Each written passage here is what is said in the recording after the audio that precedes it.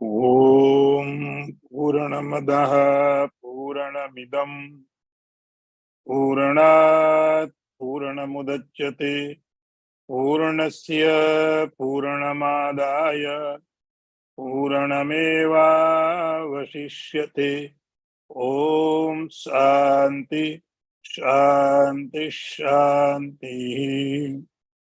शंकरं शंकराचार्यं केशवं वादरायणं सूत्रभाष्यकृतौ वन्दे भगवन्तौ पुनः पुनः। ईश्वरो गुरुरात्मेति मूर्तिभेद विभागिने व्योमवद्व्याप्तदेहाय दक्षिणामूर्तये नमः। ओम शांति शांति शांति। नारायणं नमस्कृत्य नरं चैव नरोत्तमं देवीं सरस्वतीं व्यासं ततो जयमुदीरयेत। ओम शांति शांति शांति।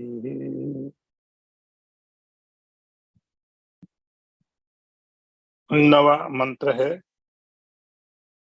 कविं पुराणम् अनुशासितारम् अणुरणीयास्मनुस्मरेद्यः सर्वस्य धातारम् अचिन्त्य रूपम् आदित्यवर्णम् तमस परस्तात्।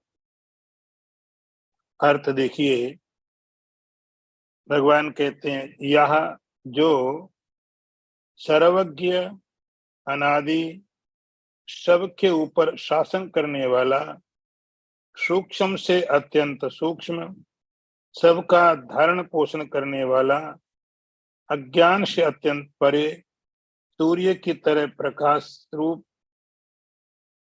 ऐसे अचिंत स्वरूप का चिंतन करता है। 8वें मंत्र में भगवान ने कहा, हे अर्जुन, परमं पुरुषम दिव्यम याति पार्थ अनुचिंतयन्। उस परम पुरुष का अभ्यास योग से युक्त होने के बाद में उसका अनुचिंतन करता है। अब प्रश्न यह है, अनुचिंतन करता तो वो उसके बारे में जिसका चिंतन करता है वो है क्या?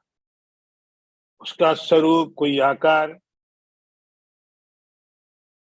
तो इस मंत्र में भगवान का जो स्वरूप वर्णन किया गया है वह निर्गुण है,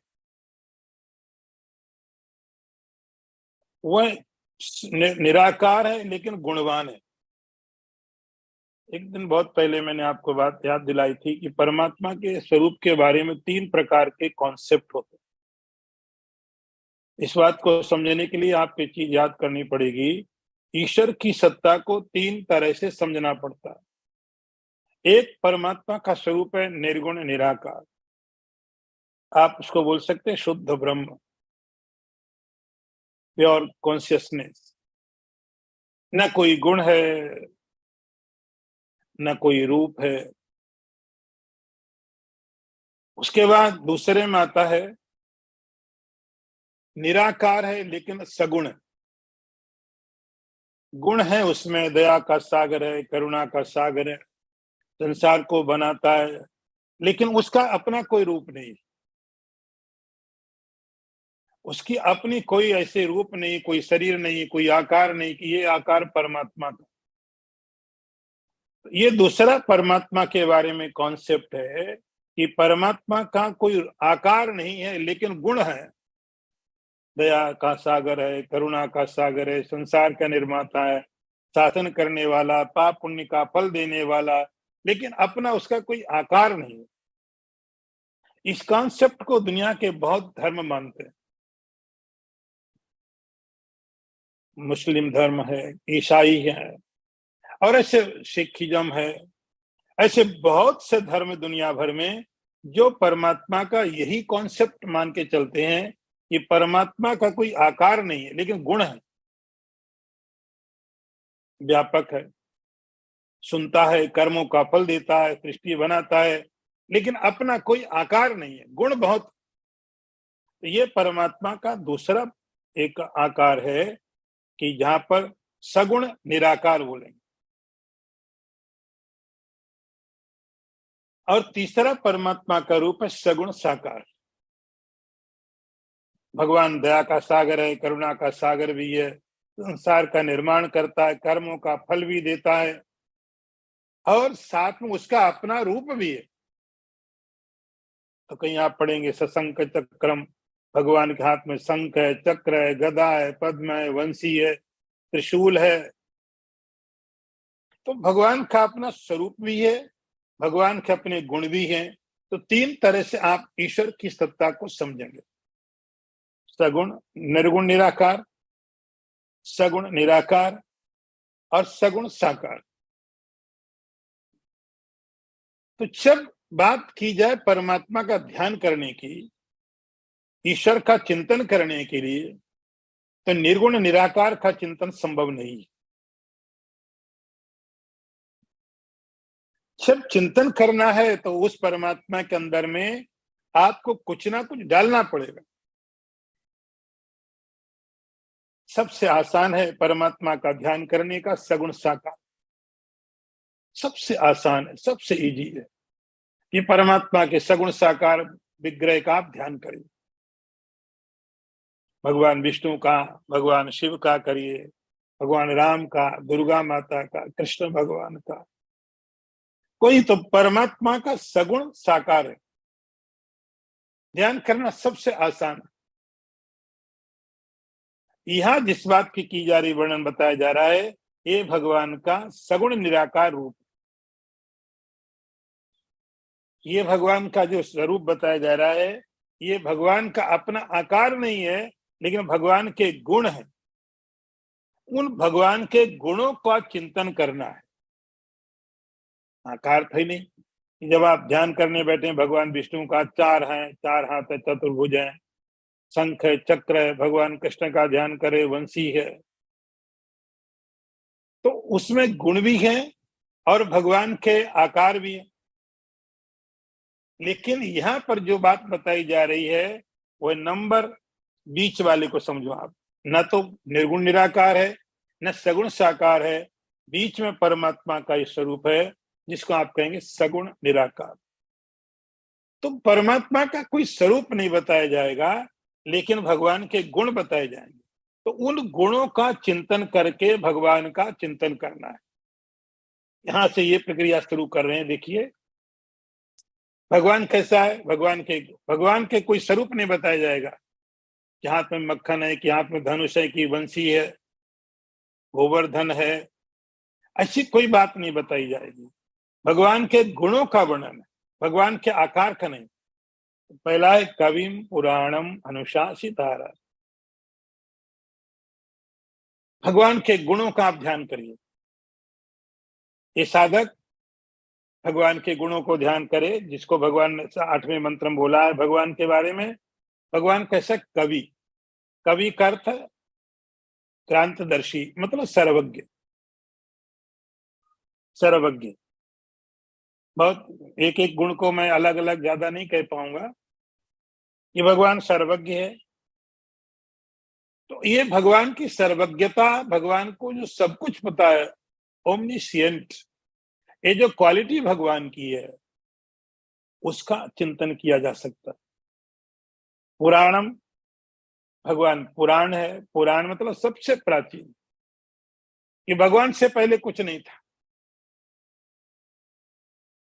और आज भी उतना ही फ्रेश। पुराण का अर्थ तो केवल पुराना नहीं, पुराना होने के बाद में भी नया है। तो आज भी परमात्मा, उसका गुण है कि सृष्टि के प्रारंभ से भगवान था, आज भी परमात्मा वैसा ही है, और उसमें कुछ परिवर्तन नहीं है।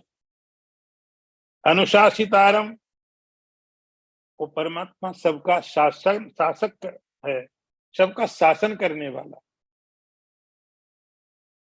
शासन, इंस्ट्रक्शंस देता है, आदेश देता है, सबको देता है। जड़ पदार्थों को आप शरीर से कंट्रोल करते हैं, शरीर को आप इंद्रियों के द्वारा कंट्रोल करते हैं, इंद्रियों का अनुशासन, इंद्रियों को कंट्रोल करने वाला मन होता है, मन को कंट्रोल करने वाली बुद्धि, बुद्धि के इंस्ट्रक्शन मन सुनता है, और बुद्धि का भी जो कंट्रोलर, तो इनडायरेक्टली वही परमात्मा सारे संसार का कंट्रोल करता है, सब संसार का अनुशासन करता है। अनुशासितारम, कोई एक ऑब्जेक्ट दूसरे ऑब्जेक्ट को इंस्ट्रक्शन नहीं दे सकता। तो जहां कहीं भी शासन है तो परमात्मा जड़ पदार्थों का भी शासन करता है, और जो परमात्मा का अंश कह सकते हो, प्रतिबिंब कह सकते हो, जो जीव है उसको भी अनुशासित करता है। तो परमात्मा क्षर अक्षर इन दोनों को अनुशासित करता है, कि दोनों परमात्मा की प्रकृति है। अणोरणीयांश, और इसके गुण कैसे आप ध्यान कर सकते हैं? आप छोटे से छोटा है। आप किसी पदार्थ कैसे की कल्पना करो, कल्पना करो।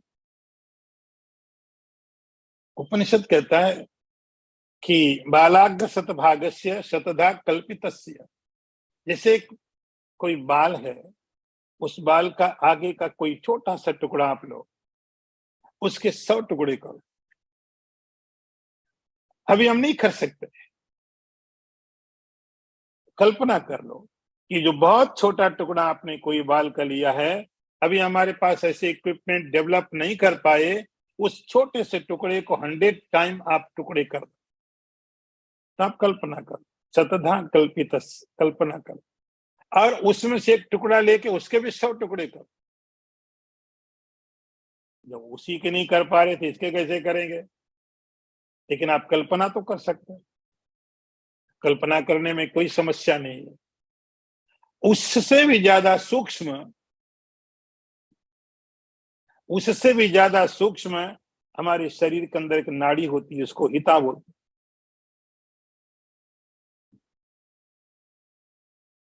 और उसके अंदर स्पेस है। ये बात परमाणु से बहुत आगे निकल गई, एटम से आगे निकल गई। साइंटिस्ट धीरे धीरे और आगे जाते हैं। उससे भी ज्यादा सूक्ष्म हमारा मन होता है, कि मन उसमें जाके विश्राम करता है। वो मन का बेडरूम है, मन जाके वहां सोता है। उससे भी ज्यादा जो सूक्ष्म हो सकता है, उससे भी ज्यादा सूक्ष्म वो चैतन्य है। अणुरणीयान, ये परमात्मा के गुण है जो साधक को ध्यान करने के लिए बताए जा रहे हैं। सर्वस्य धातारम, सबका धारण करने वाला होता है, पोषण करने वाला होता है। सारी सृष्टि का पोषण हो रहा है, सब सृष्टि बढ़ रही है, डेवलप हो रही है। ये कौन कर रहा है? तो सबका भरण पोषण करने वाला होता है। आदित्य वर्णम, आदित्य वर्णम का अर्थ है उसकी जो वो जो चमक है इतना ज्यादा स्पष्ट है, जैसे आदित्य, आदित्य का मतलब सूर्य। सूर्य, यदि किसी व्यक्ति को सूर्य नहीं दिखाई पड़ता हो तो आप सूर्य पे डाउट नहीं करते। यदि कोई कहता है मुझे तो सूरज दिखता ही नहीं, तो आप सूरज पर डाउट नहीं करते हो। हम डाउट करते हैं उसकी विजन पर। तुम्हारी आंखें खराब है। हम सूर्य को कभी डाउट से नहीं देखते है कि नहीं है, क्योंकि हमने देखा है, संसार देख रहा है। यदि तुम नहीं देख पा रहे हो, इसका अर्थ तुम्हारा विजन को ठीक करो। सूरज के साथ कोई प्रॉब्लम नहीं, जो कुछ भी है वो तुम्हारी दृष्टि के साथ। और वो ठीक होता, जैसे विजन ठीक हुआ, सूरज फिर दिखने लग गया। ऐसे ही वह चैतन्य, उसके ऊपर कोई डाउट नहीं होता। नहीं दिख रहा है तो आप अपने विजन को ठीक करो। चैतन्य का कोई एक्सपीरियंस नहीं हो रहा है, कोई अनुभव नहीं हो रहा है, इसका अर्थ चैतन्य पर डाउट नहीं होता है, डाउट है केवल विजन पर। उसी को यहाँ क्या लिखा, तमसा परस्तात् है, लेकिन हमारे उसके होने में एक बीच जगह है, उसका नाम होता तमस। तमेव विदित्वात् मृत्युमेति। एक ही ऑब्स्टिकल है, उसी को बहुत सारे नाम दिए जाते हैं। ऑब्स्टिकल केवल एक ही है और उसका नाम होता अज्ञान, तमस। जैसे अंधकार, बहुत अच्छा एग्जाम्पल उपनिषद देते हैं। यहाँ भगवान ने उपनिषदों का एग्जाम्पल लिया हुआ है। गीता में ये एग्जाम्पल भगवान ने जो लिया, उपनिषदों से लिया हुआ। तमस्या परस्तात्, तमस से परे है। तो हमारे बीच, जिससे मैं कहीं बहुत गहरे अंधकार में बैठा हूं और मेरे बिल्कुल सामने में बड़ी सी चेयर पड़ी हुई है, बहुत बड़ी चेयर है, मूल्यवान चेयर है, लेकिन मुझे नहीं दिखती। केवल एक ही कारण है, अंधकार। अंधकार गया, आपकी आंखें भी ठीक है, ऑब्जेक्ट भी ठीक है, साइज भी ठीक, डिस्टेंस भी ठीक, सब कुछ ठीक है, लेकिन बस केवल एक एक विघ्न है और उसका नाम है बहुत अंधकार। उसी को यहां पर भगवान ने नाम दिया तमस, अज्ञान। अज्ञान है बस, और कोई कुछ नहीं करना है, ना आपको कहीं जाना है, ना परमात्मा को कहीं से आना है। केवल एक ही चीज है, भगवान ने बहुत स्पष्ट बोला, तमस परस्तात्। केवल आप अपनी जगह ठीक हो। जब कोई अंधेरे में बैठा व्यक्ति कहता है कि मैं नहीं देख पा रहा हूं यहाँ कोई चेयर है कि नहीं, मैं नहीं देख पा रहा हूं यहाँ कोई सोफा पड़ा है कि नहीं पड़ा है, मैं नहीं देख पा रहा हूं यहाँ पर कोई टीवी है कि नहीं है, मैं नहीं देख पा रहा हूं, मुझे नहीं पता है। और जहां तक मुझे केवल इतना पता कि नहीं है, इतना मैं प्रामाणिक तरीके से कह सकता हूं कि नहीं है, कि क्या है ही नहीं। इतना ही मैं प्रमाणित कर सकता हूं इस हालत में कि नहीं है। ऐसे ही अज्ञान की दशा में इतना ही प्रमाणित किया जा सकता है कि मैं नहीं, इसी का नाम तो अज्ञान है, परमात्मा नहीं है। ये अज्ञान की सबसे घोर खतरनाक दशा है, जो कहता ईश्वर नहीं है, चैतन्य नहीं है। चैतन्य बोले कि चैतन्य नहीं है, उसको पागल खाने बंद करने के अलावा क्या करोगे। तमस परस्तात्, केवल एक ही चीज है और वो अंधकार है, अज्ञान है। भगवान कहते बस उसको हटाया। और बड़ी अजीब बात है, जैसे अंधकार गया, इस सूरज की तरह प्रकाशित होता है, आदित्य वर्णम। बैठ के सोचना पड़े, इतना स्पष्ट, इतना स्पष्ट सूरज की तरह, और मैं देख नहीं पा रहा था। बस केवल एक ही व्यवस्था वहां पर नहीं थी, ज्ञान। भगवान कहते तमसा परस्तात्। इस प्रकार से ये उस चिंतन करने वाले के लिए, जो अपने अंतिम प्रयाण के समय में साधक है, उसको भगवान ने चिंतन करने के लिए भगवान के कुछ गुण बताए, कुछ क्वालिटी बताई। इनके ऊपर ध्यान करिए, इन क्वालिटियों पर, भगवान के जो ये गुण हैं, इन गुणों पर ध्यान करिए, आप चिंतन करिए साधक। अभी अगला मंत्र देखिए, प्रयाण काले मनसा चलेन भक्त्या युक्तो योग बलेन चैव भ्रुवोर मध्ये प्राणमावेश्य सम्यक सतम परम पुरुषमुपैति दिव्यम। पहले अर्थ देखें। भगवान कहते वह भक्ति युक्त मनुष्य अंत समय में अचल मन से और योग बल के द्वारा प्रकृति के मध्य में प्राणों को अच्छी तरह से प्रविष्ट करके उस परम दिव्य पुरुष को ही प्राप्त होता है। अब जैसा कि बताया, ये 7वें प्रश्न का ही उत्तर है पूरा अध्याय। जैसा भगवान ने कहा, जिस जिसका चिंतन करेगा कोई अंतिम समय में उसकी प्राप्ति होगी, जिस जिसका चिंतन करेगा। जब कोई साधक इस प्रकार का चिंतन करता है, परमात्मा के गुणों का चिंतन करता है इस तरह से, अब उसके चिंतन की प्रक्रिया क्या है और उसकी गति क्या है, ये इस मंत्र में बताया जा रहा है। उसका मेथड क्या है। चिंतन तो करना है, मालूम पड़ गया, ये चिंतन करना है, लेकिन कैसे करना है इसको भगवान स्पष्ट करते हैं। कैसे क्या करना है, एक चिंतन का मटेरियल तो दे दिया, ये चीजें हैं, आपको ये चीजों का साधक को ध्यान करना, लेकिन कैसे, इसके लिए भगवान कहते हैं प्रयाण काले मनसा चलेना। उस अंतिम समय में इसने जीवन में जो साधना की थी, भक्ति की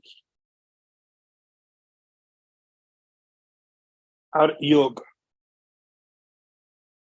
का अभ्यास किया,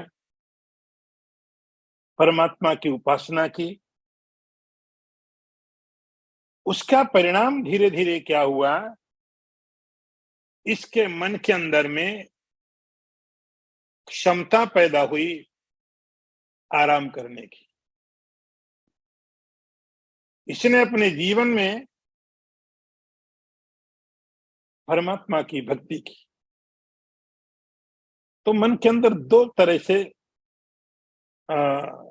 आप समझ सकते हैं कि दो चीजें होती हैं जो हमारे मन को चंचल, रेस्टलेसनेस, जो कुछ भी आता है मन के अंदर, उसके दो कारण होते हैं। एक तो मन के अंदर में चंचलता है और मन के अंदर में गंदगी, पाप की, पाप की गंदगी है, बुरे कर्मों की गंदगी है, उसके कारण मन में चंचलता है, बहुत तरह के दुख।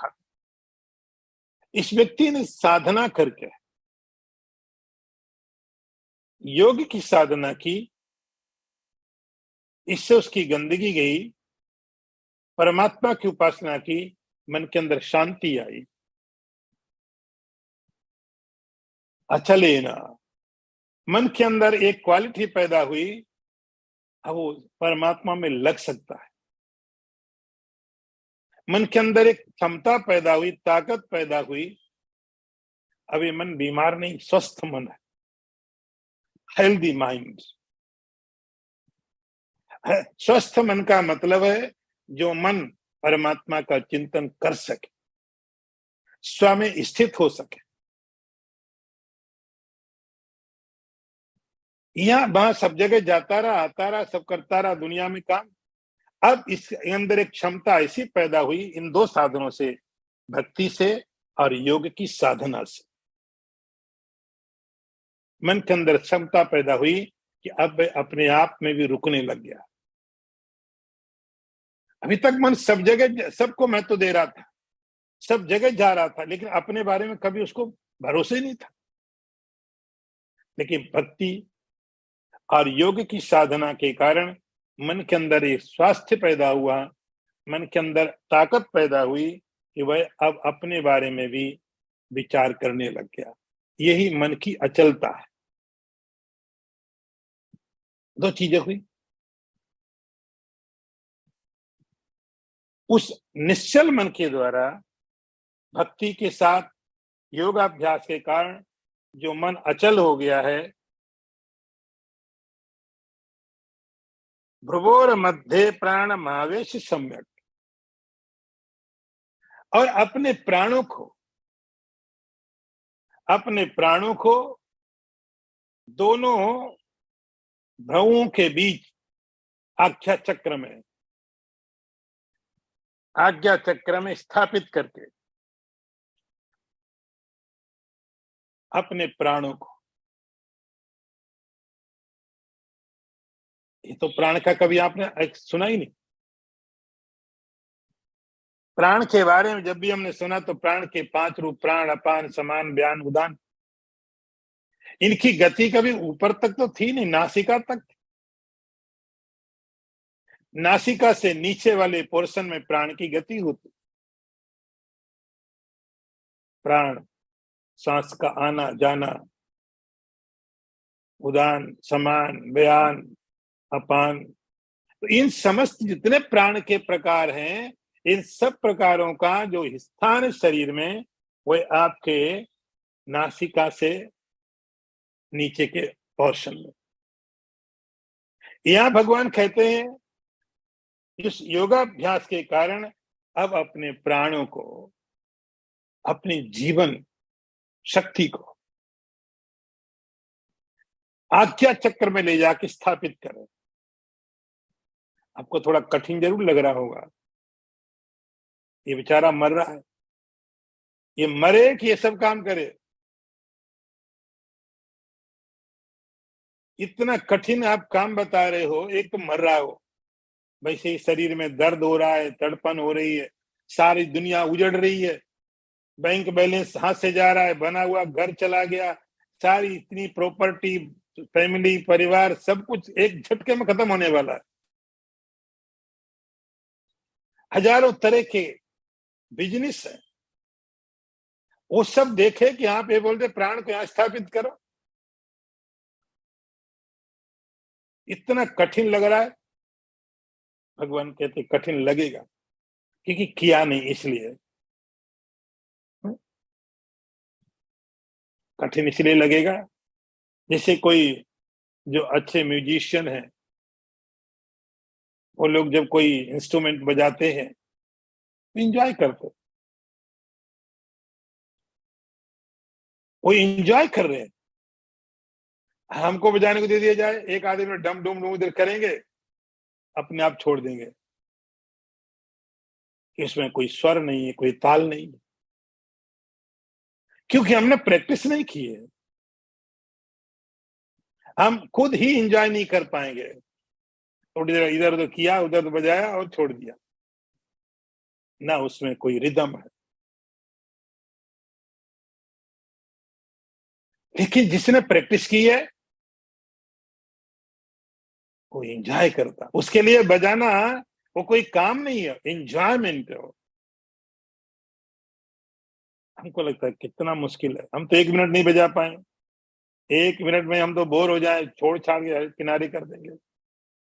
ये क्या, मृत्यु के समय में ये जो साधना बहुत कठिन लग रही है, उनके लिए रोज का काम था। अब उनके लिए एंजॉयमेंट कठिन उनको लगेगी जिनको कोई प्रैक्टिस नहीं थी। तो अपने प्राणों को, अपनी पूरी जीवन शक्ति को आज्ञा चक्र में ले जा करके, इसका नाम आज्ञा चक्र है, प्रभुर महावेश सम्यक, इस तरह से ये भगवान ने प्रक्रिया बताई उसकी। मन अचल होना चाहिए, उसके लिए योग और भक्ति। जब अंतिम समय है, अपने प्राणों की स्थिति आज्ञा चक्र में है, और ऐसी दशा में सतम परम पुरुषमुपैति दिव्यम, हे अर्जुन, अब वो परमात्मा के उस स्वरूप का चिंतन करते शरीर छोड़ता है, तब परम उस दिव्य पुरुष को, मोक्ष को प्राप्त होता है।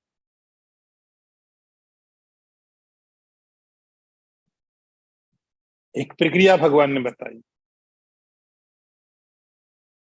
ये बड़ा कठिन काम लग रहा है, लेकिन भगवान कहते हैं बहुत इतना आसान है कि मरता हुआ व्यक्ति कर सकता है। और क्या चाहिए, मरता हुआ व्यक्ति क्या कर सकता है? मरता हुआ व्यक्ति हमारे लिए संसार में कुछ नहीं कर सकता हो, वो अपने एक साइन भी नहीं कर सकता है। लेकिन मरता हुआ व्यक्ति भी ये साधना कर सकता है, क्योंकि भगवान ने कहा है आसान बहुत है। इस प्रकार की अपनी तैयारी करके भक्ति के द्वारा, योग के द्वारा मन अचल किया और अपने प्राण शक्ति को, जीवन शक्ति को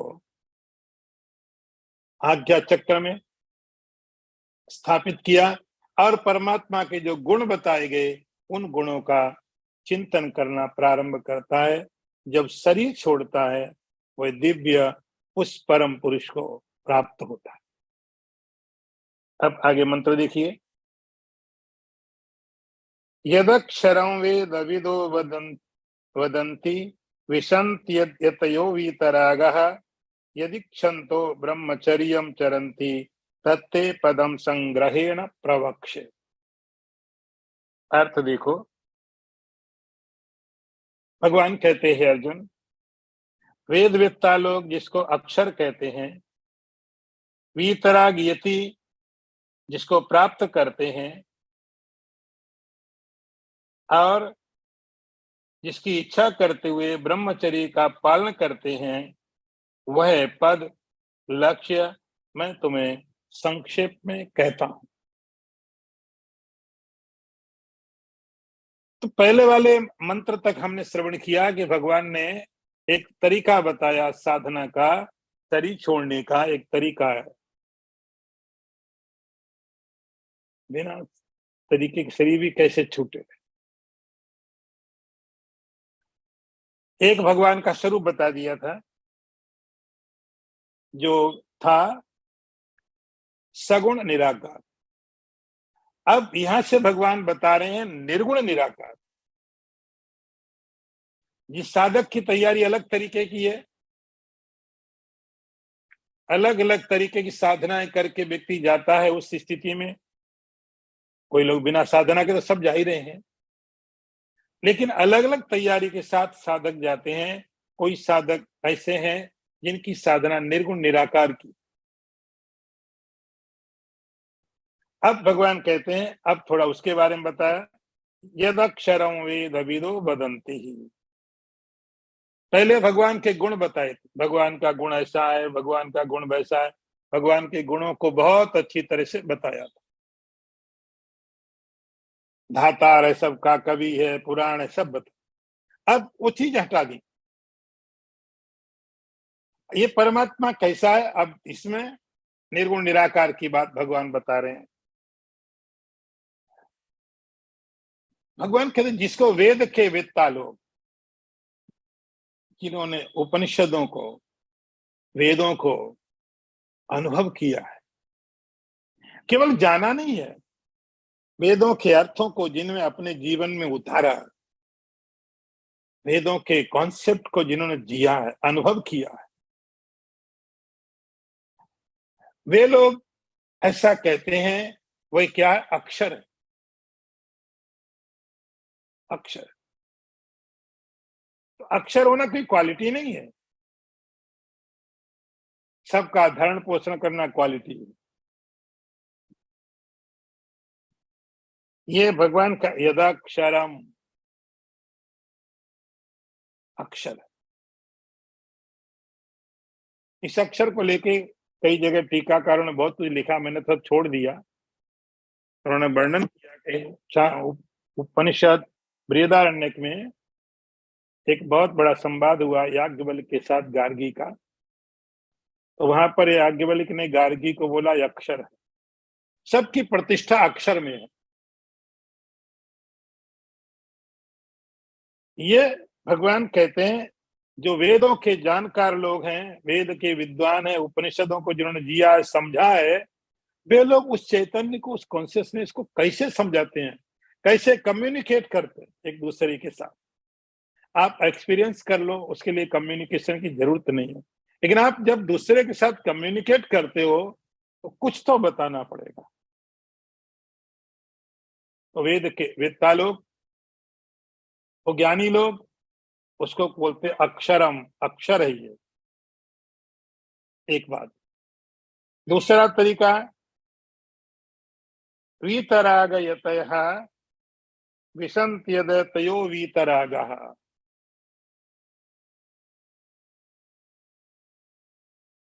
जो वीतराग यति लोग हैं, एक तो तरीका बता दिया, जो वेदों के विद्वान है, उपनिषदों को जो समझते हैं, जानते हैं, वे उस चैतन्य को, उस आत्मा को, उस ब्रह्मन को अक्षर करके बता देते। दूसरे और एक तरीका से बताते हैं उसको, जो यति लोग हैं, यति का अर्थ हुआ महात्मा, सन्यासी, यत्न करने वाले, सीकर आप समझ लो। कैसे सीकर है, कैसे हैं? वीतरागाः, इनका संसार के प्रति आसक्ति का भाव नहीं। ध्यान रहे, वीतराग का अर्थ घृणा नहीं होता, राग नहीं है, पदार्थ होने दो, पदार्थ दुश्मन नहीं है। वीतरागा उस व्यक्ति का संसार में राग था, अब चला गया। वीतराग, ऐसे जो यति लोग हैं, जिनका राग चला गया, संसार के प्रति आसक्ति चली गई, और जब संसार की आसक्ति चली गई तो आसक्ति परमात्मा की तरफ चला गया, वो भक्ति बन गई। वो जाके उसी परमात्मा में मिल जाते हैं। विशन्ति यद यतयः, जिसको में जाके प्राप्त करते हैं। यद, और यहाँ पर जो भाषा है उपनिषदों की है, सर्वनाम, यह वह, यह तत्, जिसमें आसक्ति से रहित, जिन्होंने अपनी साधना कर, यह आसक्ति से रहित कहने का मतलब पूरी साधना की बात आ गई इसमें। काम, क्रोध, लोभ, मोह सब चीजें आ गई इसमें, एक चीज मत समझना। तो जो यति लोग हैं, जिनके अंदर में किसी प्रकार की कोई आसक्ति नहीं है, जिसको प्राप्त करते हैं, एक बात। दूसरा, यदि क्षंतम ब्रह्मचर्यम चरंती, और जिसकी इच्छा करते हुए, जिज्ञासु लोग, मुमुक्षु लोग, जिनको मोक्ष की इच्छा है, वो ब्रह्मचर्य का पालन करते। ब्रह्मचर्य का अर्थ होता है कि गुरु के आश्रम में रह करके जो व्रत है, जो आज्ञा है, जो उपदेश है, गुरु के सन्निधि में रह करके ब्रह्म के लिए चर्या,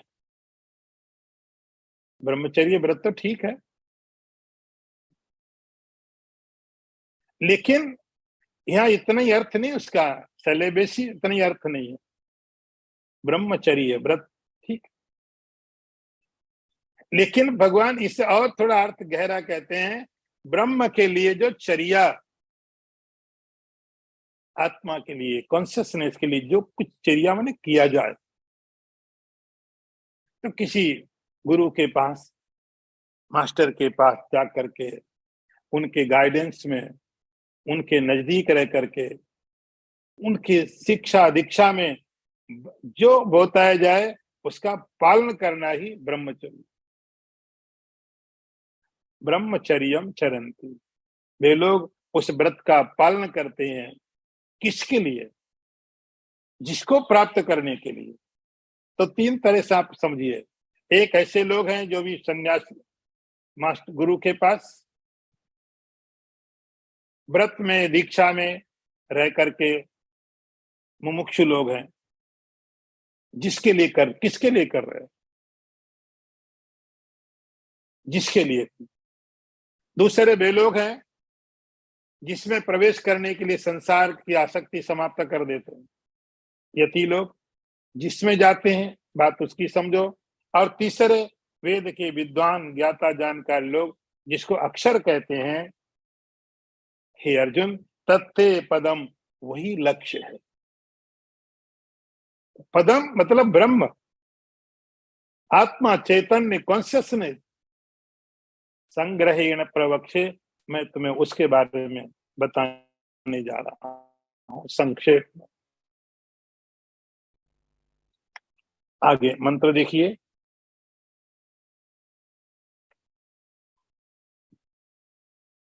सर्वद्वाराणि संयम्य मनोहृदय निरुध्य च मूर्धन्य आध्यात्मना प्राण मास्थितो योग धारणम।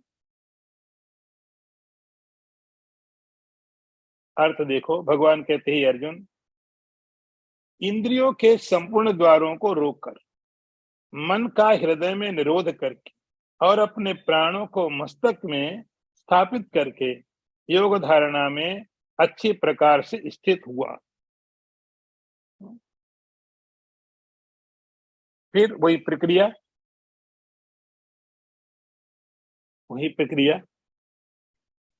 जो आपने पहले सुनी थी। पहले जो प्रक्रिया बताई थी श्लोक नंबर 10 में, वो सगुण निराकार ब्रह्म के साधक की थी। अब यह जो प्रक्रिया बता रहे हैं वह निर्गुण निराकार ब्रह्म के बारे में। वह क्या करता है? सर्व द्वाराणि संयम में, इंद्रियों के सारे जो द्वार हैं, द्वार मतलब गेट, जिससे हम बाहर संसार में जाते हैं। तो 5 जो ज्ञान इंद्रिय हैं या कर्म इंद्रिय, तो 10 ज्ञान इंद्रिय और कर्म इंद्रिय जो 10 हैं, इनको संयम करके, एक इनको सही डायरेक्शन देकर संयम्य। और मन का क्या करना है? हृदय निरुद्ध, मन को हृदय के अंदर में स्थापित कर दो। तो बाहर के जो इंद्रियां हैं, जो 10 इंद्रियां हैं, उनको बंद कर दिया, इनको रोक लिया, मन को हृदय में बंद कर दिया। मूर्धनि ध्यायात्मना प्राण, ये दोनों सिमिलर हैं। और अपने प्राणों को फिर मूर्धा में स्थापित कर दिया। ये बात आपने पहले भी सुनी थी। यहाँ मूर्धा लिखा है, मूर्धा या मस्तिष्क, आज्ञा चक्र में। ये प्रक्रिया लगभग सेम है।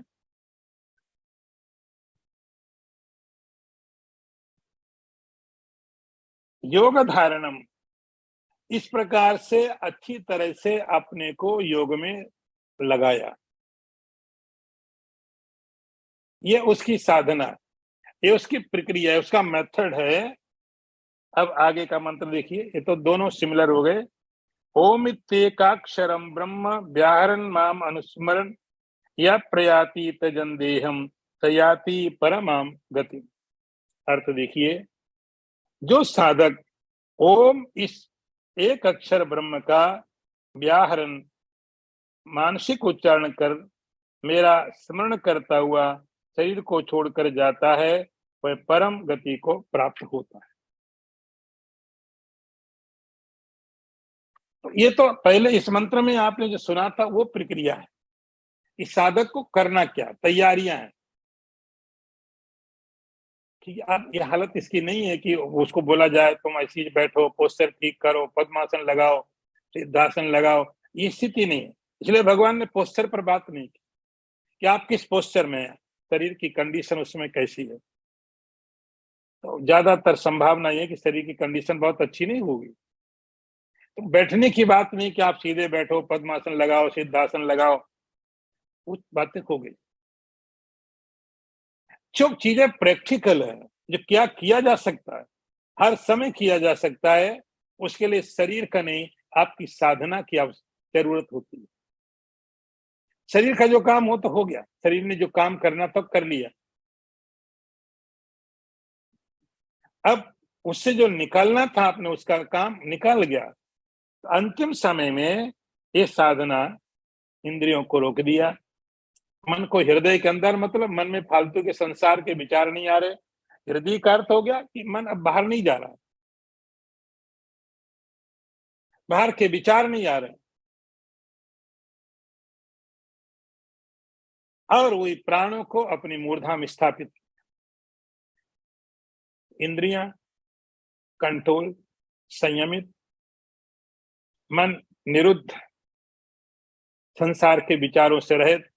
और जो प्राण है, प्राण की शक्ति, जो भी शक्ति है, जो भी एनर्जी है, उसको अपनी आज्ञा चक्र में स्थापित कर दिया। इसी 3 तरह से शरीर शांत है, इंद्रियां कंट्रोल्ड है, माइंड क्वाइट है, प्राण जो जीवन शक्ति है, ऊर्जा है, उसको अपने मूर्धा में आज्ञा चक्र में रखा। ये सब करने के बाद ये तैयारी है। फिर क्या करना है? ओम इत्येकाक्षरम ब्रह्म। ये जो ओम है, इसका नाम एकाक्षर ब्रह्म है। वो साधक को जो ओम है, ओम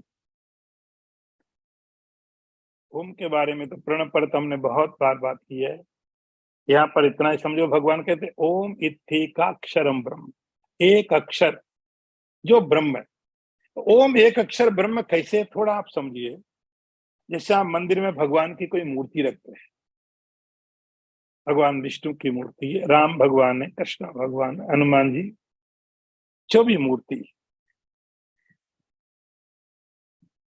उस मूर्ति को आप परमात्मा समझ।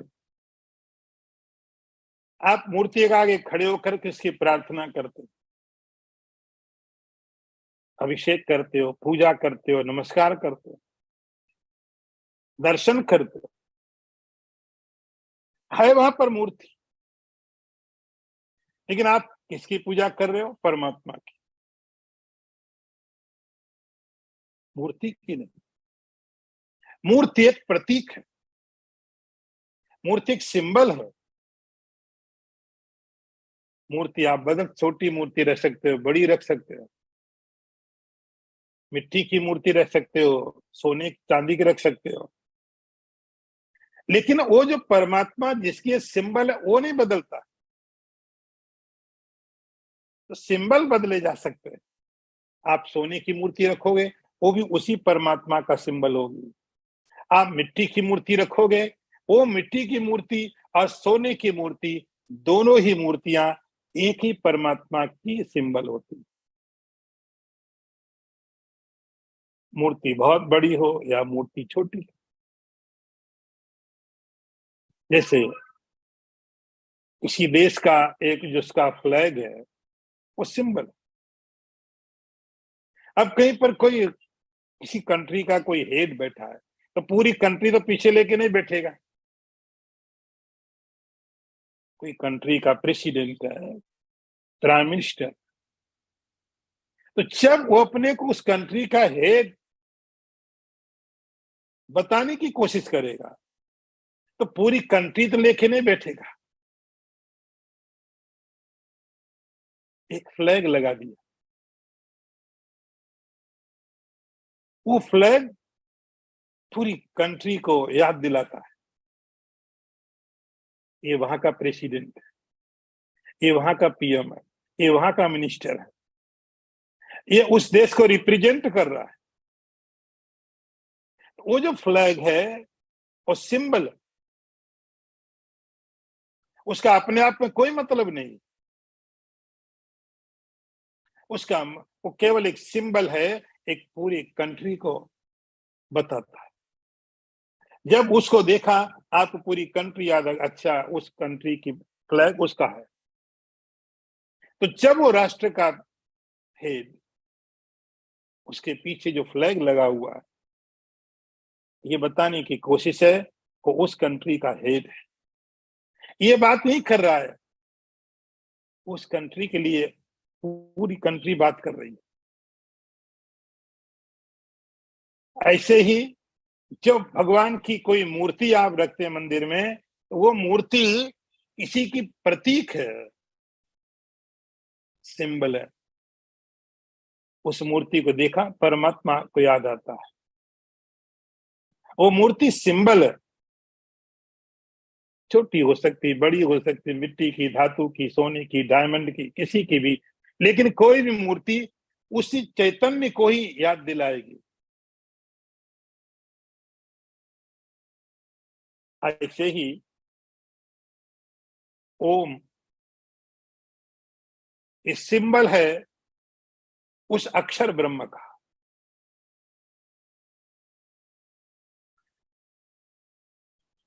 अक्षरम ब्रह्म। इसे भगवान विष्णु को याद दिलाने के लिए भगवान विष्णु की आप मूर्ति बनाते हो, चतुर्भुज है, शंख चक्र गदा पद्म आप देखा तो आप भगवान विष्णु को याद करते हो। हाथ में त्रिशूल देखा, जटाएं देखी, महादेव जी याद आ गया। गणपति देखे, सूंड देखी, गणपति याद आ गया।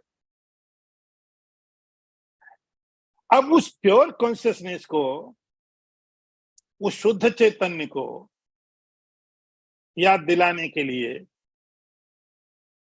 कि कोई आकार ही नहीं, निर्गुण भी है, निराकार भी है, तो उस निर्गुण निराकार को कैसे आप याद करें, उसका क्या सिंबल हो सकता है? तो उसका जो सिंबल है ओम है। इसलिए लिखा ओम इत्येकाक्षरम ब्रह्म।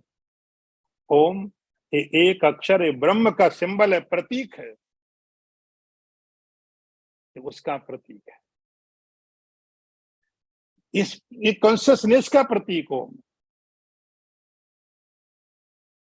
इसको अवस्था देखा तो आप किसको, न विष्णु को याद करेंगे, न शिव को याद करेंगे, न दुर्गा को, न हनुमान को, न गणपति को।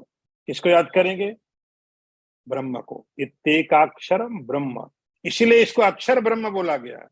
ये उस अक्षर ब्रह्म, तो ये अक्षर, इसको देखेंगे, ध्यान उसका करेंगे। मूर्ति का यही है, आप देखेंगे मूर्ति ये, लेकिन ध्यान भगवान विष्णु का करेंगे। आप मूर्ति ये देखेंगे, जल चढ़ाएंगे, महादेव जी को याद करें। ऐसे इस ओम अक्षर को याद करेंगे, व्याहरण माम अनुस्मरण। भगवान कहते हैं उस मंत्र का अब वो जाप करता है। व्याहरण, उस ओम को बोलता है अंदर में, क्योंकि प्राण शक्ति तो है नहीं ये ज्यादा जोर से बोले, और उसकी जरूरत भी नहीं है। मन के अंदर में उसका उच्चारण करता है ओम का। और पतंजलि कहते हैं कि आप जिसका उच्चारण करते हो उसके अर्थ का ध्यान करो। तद जपस तदर्थ भावनम। तो जिसका आप जप कर रहे हो, उसका, किसका जप कर रहे हो, वो विचार आपके मन में रहना चाहिए। भगवान कहते हैं व्याहरण माम अनुस्मरण, मेरा स्मरण करो। मेरा का अर्थ हुआ, मैंने आपको कई बार इस बात को याद दिलाया कि भगवान जब गीता में मैं मेरा बोलते हैं तो उसका अर्थ आप थोड़ा बड़ा समझना, पूरा बड़ा समझना। तो जब वो ओम का उच्चारण करता है, और ओम का जो अर्थ होता है, ओम का अर्थ क्या है? निर्गुण निराकार ब्रह्म, उसका चिंतन करता है। बोलता है ओम, चिंतन करता है निर्गुण निराकार का। या प्रयाति तजन देहम तयाति परमाम गतिम। भगवान कहते इस प्रकार साधना करता हुआ जो व्यक्ति शरीर को छोड़ता है, वह मोक्ष को प्राप्त होता है। ओम पूर्णमदः पूर्णमिदं पूर्णात् पूर्णमुदच्यते पूर्णस्य पूर्णमादाय पूर्णमेवावशिष्यते। ओम शांति शांति शांति। शंकरं शंकराचार्यं केशवं वादरायणं सूत्रभाष्यकृतौ वन्दे भगवन्तौ पुनः पुनः।